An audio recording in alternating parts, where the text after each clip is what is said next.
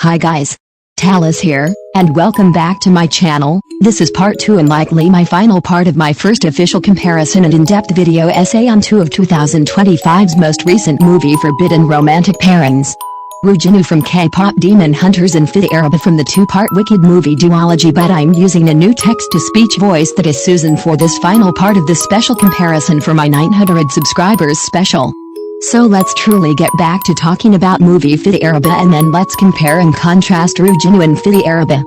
So thankfully Fidi Araba survived the torture from the wizard's guards thanks to Elphaba turning him into the scarecrow, and we don't actually ever see Fidi Araba as the scarecrow, like we don't see his actual face until the very end of Wicked for Good, where he and Elphaba reunited with each other after she had faked her death. And there's a problem because people online are literally comparing the scarecrow in this movie to Deadpool.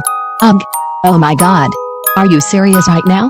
Why would you ever compare the scarecrow in this movie to Deadpool, and especially to Ryan Reynolds?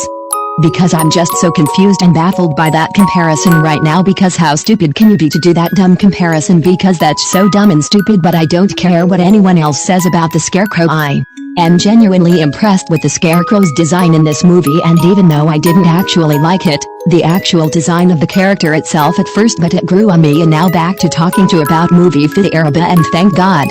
At the very least Fidi Araba was actually grateful for Elphaba saving his life, unlike Bok, who, after becoming the Tin Man, was manipulated by Nessarose, who's one of the only characters in this movie that I hate in this movie, but not as much as I hated Madame Horrible, because she is the true villain in all this, into thinking that her older sister, Elphaba, was the main reason why he doesn't have a heart, because even though that Nessarose was the one who actually shrunk Bok's heart with the Grimmery in the first place, and actually literally nearly killed him to keep him for herself when she unfortunately found out the truth that Bok actually didn't love her and had feelings for Glinda, who was going to be married to Fidi Araba. They're waiting in the Emerald City, but even though Elphaba saved Bok's life, he hates her now because of her turning him into the Tin Man, and Ness's lies making things worse for him. And thank God Fidi Araba doesn't have the exact same reaction as Bok and didn't hate the one person who actually changed his entire life for the better. Thank God for that, because of his love for her after they reunited, and in parallel that actually makes me cry.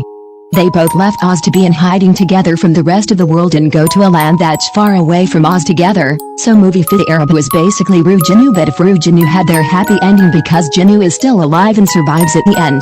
So now that I'm actually done talking about movie Fidi Araba, let's compare and contrast these two forbidden romantic pairings. In both Rujinu and Fidi Araba's cases, they are both outsiders.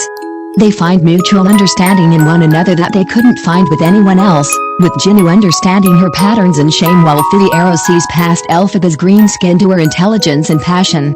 Both pairings are star-crossed lovers. The love interests are catalysts for change, and both empower each other. Their female interests to fulfill their destiny as leaders in their worlds, and the differences and contrasts between these two are important for you guys to understand.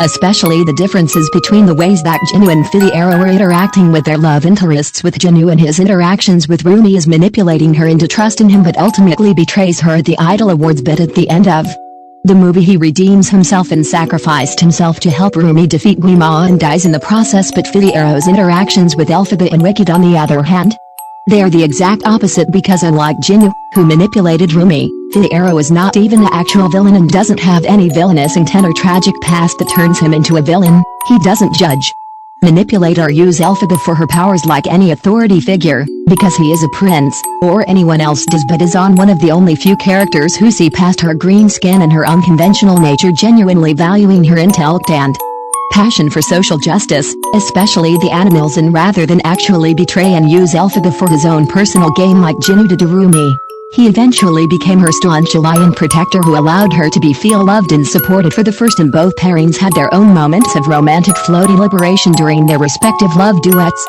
Rujinu during Free and Fidi Araba during As Long As You're Mine and Wicked for Good is, like I said before, movie Fidi Araba are basically Rujinu, but there's no manipulation, no deceit, and no lies involved in their relationship, and is based on mutual respect and mutual understanding of each other. And unlike Rujinu, movie Fidi Araba didn't have a tragic ending with the male love interest dying, but their ending in Wicked for Good is hopeful and genuinely happy, as they got their happy ending together as their hopeful partner in love can see through any physical appearance, as they faked their deaths, letting everyone in Oz, even Glinda, think that they Dead, and in reality they're escaping us and its cruel injustices to be together in the end, free to be their true authentic selves as they let the past be the past till it's weightless.